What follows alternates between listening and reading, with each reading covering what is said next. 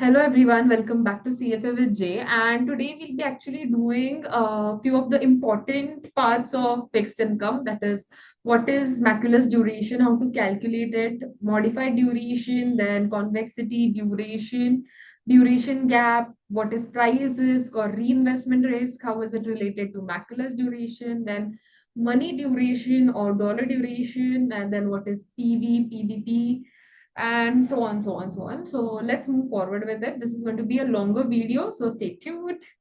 What is macula duration? So it is technically a holding period of the bond which balances off the price risk and the reinvestment risks, like that balances the coupon reinvestment gains or losses that you face, or and the price changes fluctuations due to which you'll have gain and losses. It balances out and gives you a final holding period of a bond uh, that is good for your investment. So before macula duration, there is price risk, and after macula duration, there is investment risk. Now, how is that? So before macula duration, you have price risk. What does price risk mean? That means the chances that your bonds market price will change if the interest rates move. Now, before you have held the bond for its macula duration, you are more exposed to the price swings. If the interest rate rises, your bond's price could go a lot down, and if the interest rate falls, the price could rise. This is a price. This is what price risk means, and that is the risk that you face before the macula duration. Now, after macula duration, there is reinvestment risk. Now, after you have held the bond for a certain macula period, the price risk is largely cancelled out by the reinvestment risk. What is reinvestment risk? The risk that when you reinvest your coupon payments, the interest rate might be lower than you expected. Now, the bigger danger is not in the price changes, but getting less total return because you're forced to reinvest in a lower rate. So, this is how macular duration actually works. To understand macular duration, you need to first calculate modified duration. Now, how to calculate modified duration is modified duration into 1 plus YTM. Now, what is this modified duration? It is the estimate change in the price due to change in the YTMs. How do you calculate modified duration? This is the formula, that is RCL1 minus RCL3 divided by 2 into RCL2 into percentage change in the YTM. Now, what is this RCL1? What is RCL2 and RCL3? We'll understand this with the help of an example.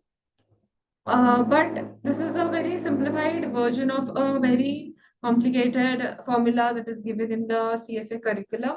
I can say, by means it is not simplified, it is the same, but it is easy to remember. So let's understand this with the help of example.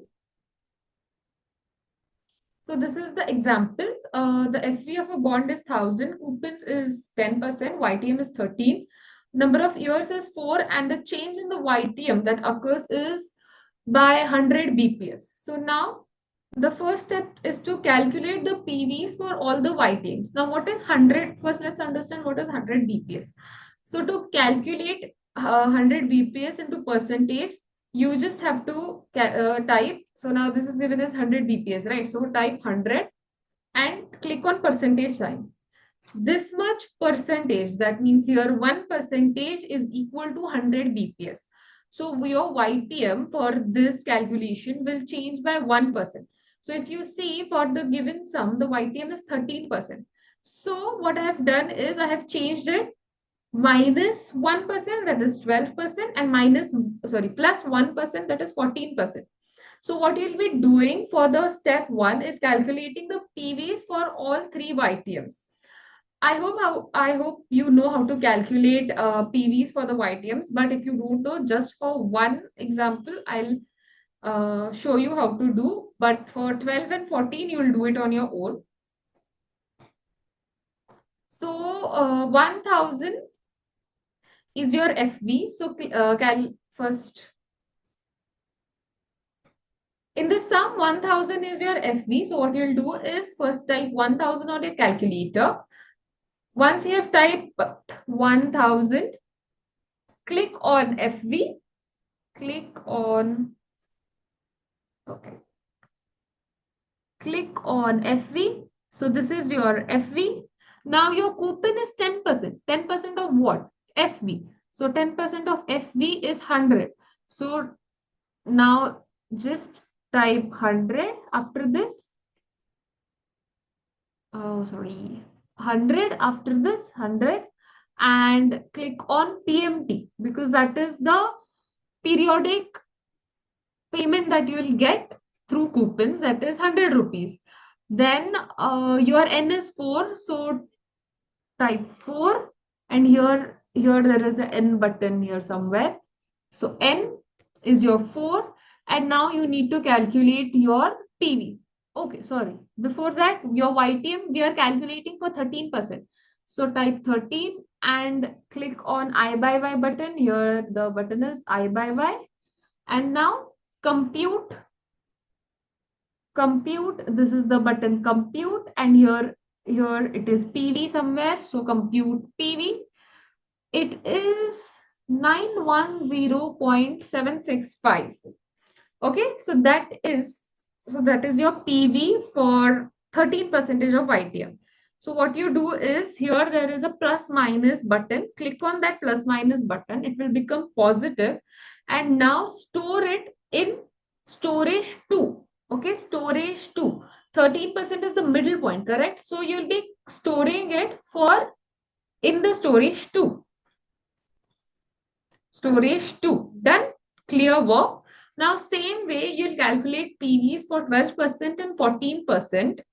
And 12% is before 13%, correct? So, you will be storing the PV calculated through 12% in storage 1 and PV calculated to 14% in storage 3. I'll do it for you. Now, okay, for second time for calculating 12, because all of your inputs are going to remain the same, only your I by Y is going to change. So what you need to do is you need to just change your I by Y. So now 13 was your I by Y for the earlier sum, correct? But now it is 12. So put 12 on your calculator, 12 on your calculator, and then click I by Y's button, and then just click compute PV. That's it. You got your PV for 12%. So again, plus minus sign change, storage 1, and similarly do for 14%, plus minus point change and storage 3. So now you have got all three of your storage, that is storage 1, storage 2, and storage 3. Correct? Step 2 is to just put all of these values in your formula. So what you'll do is now you have storage 1, storage 2, and storage 3, correct? That is equal to recall 1, recall 2, recall 3 respectively. So just put it in the formula as recall 1 minus recall 3 is equal to, follow my lead, I'll start again. Recall 1 minus recall 3 is equal to divided by bracket 2 into recall 2 into, now what they have given is percentage change in YTM. So what was your YTM first? Percentage change in YTM was 1%, right? We have been changing the YTMs with 1%, plus 1%, minus 1%. So now you have clicked into sign, what you'll do is click on 1 and then click on percentage sign. Brackets closed is equal to, your answer is 3 point, okay, oh, yeah, something 3.063.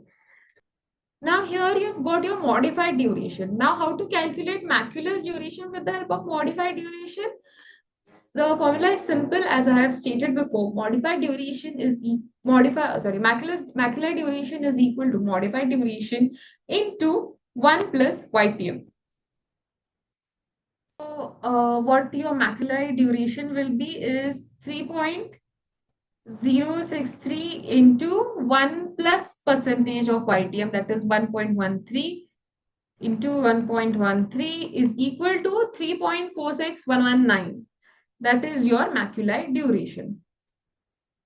I hope I have simplified it enough to make you understand on how to calculate Macaulay duration and modify duration.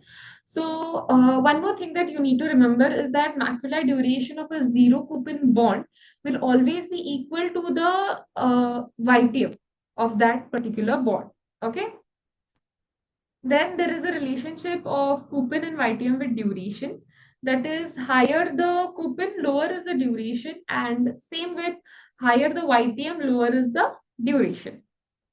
So you need to understand this. Higher the coupon or higher the YTM, that means lower the duration.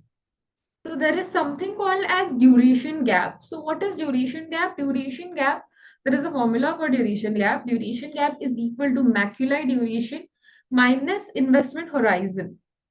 You need to remember this because there will be questions that will ask this. So what is duration gap? Macular duration minus investment horizon. Remember that. There is another situation called as floating bonds. So we have learned how to calculate macular duration for a fixed coupon bond, for a zero coupon bond, but for a floating bond, what is a floating bond? Basically, its interest rate or coupons keep on changing. The rate of the coupon keeps on changing for a after a certain period. So how to calculate macular duration for a floating bond? The formula is T minus T divided by T. Let's understand this with an example.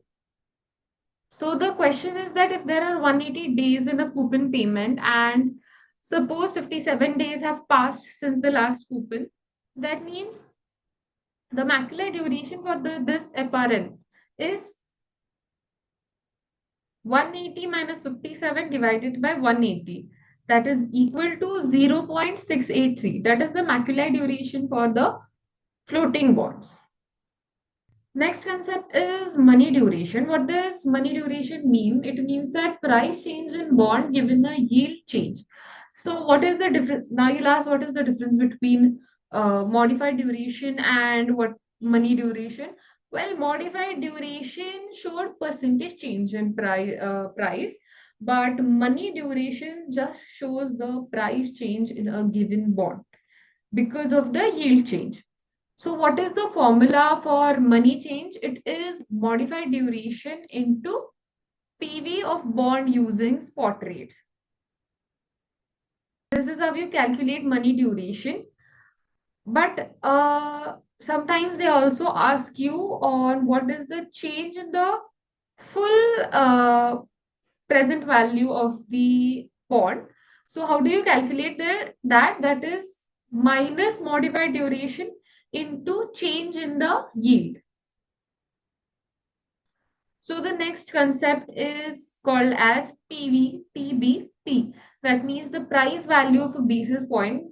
That actually means the change in the price given 1 BP change in YTM. So there are two ways of calculating it, modified duration divided by 100, but the safer way is to go with the second formula, that is RCL1 minus RCL3 divided by 2. Just remember that formula. Uh, Now the sums related to money duration and PVPBP, we'll solve it in next video. I'm going to put a video where I do entire all of the sums, and before exam you just need to go through that sum so that you'll be able to solve it and you'll be able to clarify all the doubts regarding all the concepts of fixed income. I think that's it for this video at least. It is too much to absorb. So just grasp through everything, try to understand everything, and see how you feel about it, read about it, practice about it, and see what you go through. In next video, there are 2, 3 videos that are lined up after this. For example, what is convexity and what is So in convexity also there is duration only approach or duration plus convexity. Then there is money convexity, etc., etc. Then there are few other things like what is securitization. I'll be posting one video about securitization with a technically a graph in which you'll understand everything about securitization. It is also a very important topic for CFA. Everything is important. So in every video, you'll just see me saying it is very important topic in CFA. So until next video, see you guys. Bye bye.